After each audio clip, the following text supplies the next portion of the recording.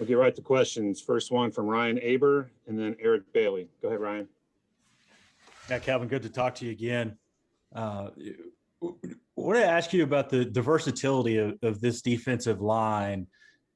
What's it like having so many guys who can do, several different things for you? And how's it gone this spring and trying to manage that and figure out the best way to put those pieces together?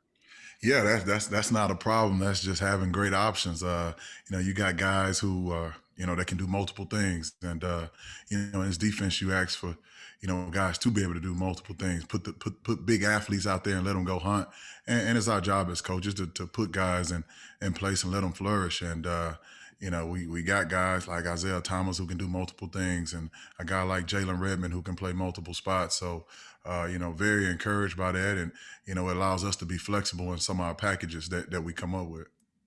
Appreciate it, Calvin. No problem. Okay, Eric Bailey and then Joe Bettner. Hey, Calvin, it's good to see you again, man. Good to see you. Hey, for a few years, we've heard people kind of talking down about the Oklahoma defense. Entering this season, we're hearing a lot about high expectations. How well did the team do blocking out the noise before, and how important is it to not get caught up in praise at this point? Right. I think for us, it's always about the message inside of these walls.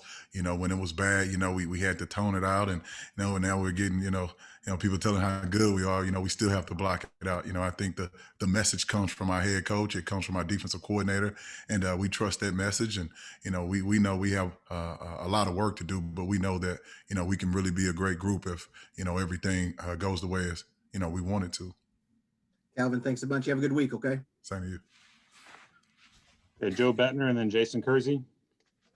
Hey, Calvin. When we talked to Perry on Winfrey, he mentioned just the relationship you guys had, talking about you being one of his best coaches he's ever had. I'm curious what that relationship was like for you, just from that process of getting him to campus and seeing him develop. What's that player-coach relationship like been for yourself? It's been pretty good. I think, some of my experiences from when I worked at, a junior college, I worked at Navarro. It kind of helped me with my relationship with him. He's a big, talented guy, and, he got to trust you, and if he trusts you, he'll run through a wall for you. And, it's all about relationships with any player, but, big, talented dude that's really gifted. And, we as a point of emphasis, just being more consistent, with his playing at an elite level and, using his emotions in a positive way. Man, I really feel like we can get a great result out of him this year. Thanks so much. Okay, let's go to Jason Kersey and then Mason Young. Hey, Calvin, good to talk to you. Wanted to ask you about recruiting. You obviously, you guys haven't been able to see guys in person in more than a year. The dead period's about to end. I wanted to ask you specifically, when you're looking at defensive tackles, what are things that you have to be able to see in person? Are there things that you can't see from film that you have to be able to see in person when you're talking about recruiting? Nowadays you can see a lot on tape, but it's nothing like just seeing how a guy responds to adversity, or how a guy plays a certain block. With an edge guy, you can kind of tell a little bit quicker. Athleticism is there if he's twitchy, but when those big guys, when those pads come on, everybody don't like taking on double teams and playing bump combos and things like that. So just how a guy's wired. Those are some of the things that you can't get off tape. You ask the coaches and, you do the evaluation, but until that guy's put in that position in front of your own eyes and you watch him respond, then you truly, truly know. Thanks, Calvin. Mason Young and then Bob Prisbillo. Yeah, Calvin, you touched briefly earlier on Jalen Redmond's versatility, and I was just curious what your evaluation of him has been this spring and just what it means for you guys to have him back on your D-line. Man, just excited because that Jalen can find the football, man. He's a guy that has a knack for making plays.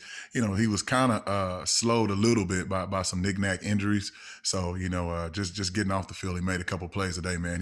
He's talented, man. And when we roll our best guys out there, certainly that he's one of them. So, just expecting big things from him this year. Thank you. Okay, Bob Prisbillo and then John Hoover. Calvin, how strange is it to have a signee like Calvin Gilliam going through a season right now? And what are the benefits for him playing at this moment? It is weird, because he's already signed, and you just want him to stay healthy. I guess the good thing is he still can get an opportunity to develop as a football player. He's getting a chance to be around his teammates, and you only get a chance to be a high school player, once. So that's the positive. He's getting a chance to show his guys, hey, I've accomplished what I wanted to accomplish by having an opportunity to play at Oklahoma, but I'm still in it with you guys. I said I signed up for something. I get a chance to finish. I guess for us, as long as he continues to develop and he's making plays, which it looks like from some of those highlights, you're pretty excited about. You just want him to stay healthy so that he can get here and do the same thing for us. John Hoover and then Brandon Drum. Hey, Calvin. Hope you're doing well. How we doing? Good. So I want to ask about Josh Ellison. You mentioned your experience in JUCO earlier. Did that help you with him as well? And then secondly, what kind of obstacles does a junior college guy face, maybe that a recruit doesn't, a high school recruit doesn't, coming in and overcoming those obstacles to play Division I football? With Josh, I tell you who really helped me with that guy was actually Quinn Griffin. He was the running back coach there at Blend, and he just kept telling me to stick with it, and it wound up working out for us. But I'm excited about Josh.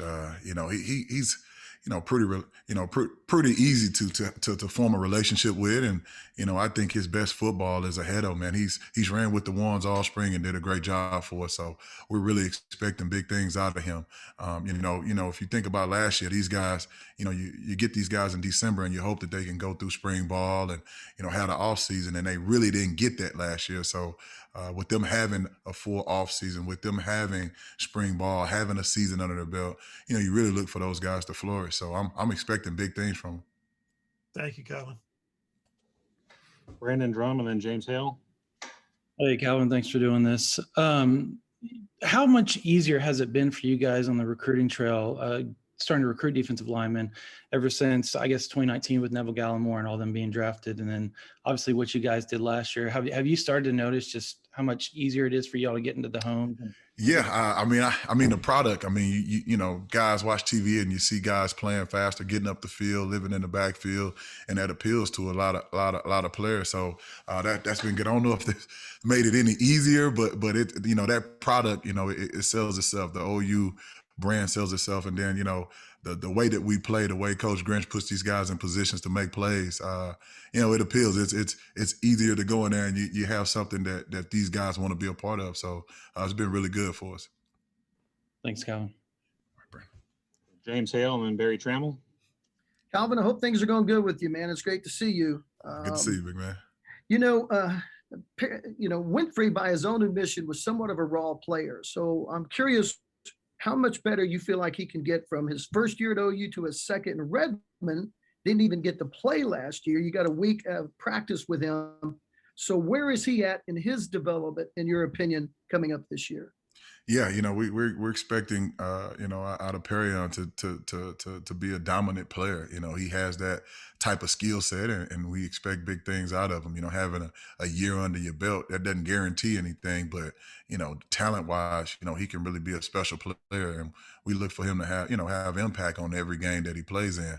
Jalen, like I said, very talented young man, and he's one of them guys that can find the ball. If you put him out there, he's going to find the ball. And for him, I think it's just getting his legs under his feet. He didn't play in a year, and then he got hammered with a little knick-knack injury. So he was kind of slowed down a little bit. But to see him out there, man, when that ball is snapped, man, he's causing havoc, and it's just, man, it makes you a better coach when you have a player as talented as him. Right. Thanks, man. All right, man. Okay, two more questions. Barry Trammell and then Josh Calloway. Yeah, Calvin. I think since we last talked to you, Lincoln's hired another OU alum. Right. Staff. There's a bunch of you guys now. What's the advantage of coaching at your alma mater, and what's the advantage of having so many guys on the same staff coaching at their alma mater? Advantages, you just understand what the program entails. You realize how passionate the fans are, and, it just means a little bit more to you. You understand what, what has to be done, not only as a player, but the expectations as a coach also. You also, I would say, I don't know if I'm answering your question, but on the flip side of that, when things aren't going right, you feel it a little bit more. That sting, that buzz of, hey man, Sooner Nation isn't. You feel it a little bit more. This is year 13 for me as a coach, and it, you feel it a little bit more being an alum. That man, it's supposed to go this way. Boom, boom, boom, and it just stings a little bit more, man. So many of you guys together. What's that like? It's been awesome, because guys that you've went to war with, and Joe John Finley and DeMarco Murray, guys that you've won games with, and then to be a part of this brotherhood as a coach now, I mean, it's really phenomenal. So it's good to have your brothers, and be on this side of it and helping win, and it's really a blessing to be in this situation. Okay, last question, Josh Callaway. Yeah, Calvin, last week Lincoln said that two guys that have had as good of springs as anybody is Josh Ellison and Jordan Kelly. Just curious if you would echo that same sentiment. I know you talked about Josh a little bit already, but just what you've seen from those two guys this spring. Yeah, I've really been happy with Josh Ellison. Man, like I said, he ran with the ones all spring and did a great job. I'm really happy with him and expecting big things out of him. Jordan Kelly, he's confident and he's played faster and he's been very consistent. I tell you, a guy that's coming on, he got, he didn't practice some of the early practices, Isaiah Cole. He's probably the most powerful guy in the group. And he's just figuring out, he don't know what he don't know, but he's flashing. And I'm really excited about him. So we got a core of guys, and, you look at Perrion, you look at, you're expecting big things out of him. And, I talked about Josh, and, you still got LaRon and Corey, and you got Hicks coming off an injury. So, I mean, and then, you know what Jalen can do. So, it's our job to get the right guys out there. But man, I really feel like we got a deep group, and it's not just having bodies, it's guys that can go in there and make plays. So expecting big things out of the whole group.